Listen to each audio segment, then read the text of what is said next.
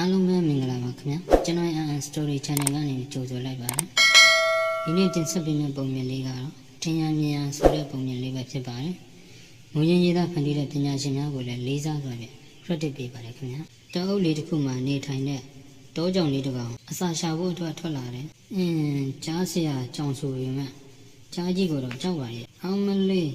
ကြားကြီးနဲ့ရင်ဆိုင်တွေ့ရင်မလွယ်ဘူးကြောက်စရာကြီးတောကြောင်ကဒီလိုဦးကြီးကြောင်အတွေးမျိုးတွေကိုတွေးတတ်တယ်ကြားချီရအကြီးကြီးပဲ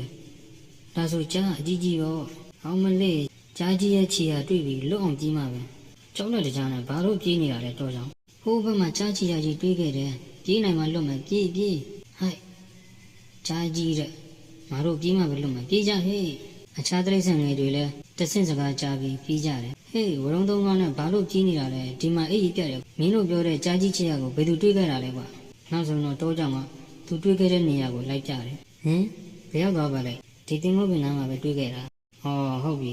တင်မိုးပင်အရွက်ရဲ့အရေးကိုမြင်ပြီးပြောတာပဲနောက်ကိုဒီလိုမဖြစ်ရအောင်တေချာစူးစမ်းလေ့လာပြီးမှဆုံးဖြတ်ပါထင်ရမြင်ရကိုရမ်းသမ်းမပြောနဲ့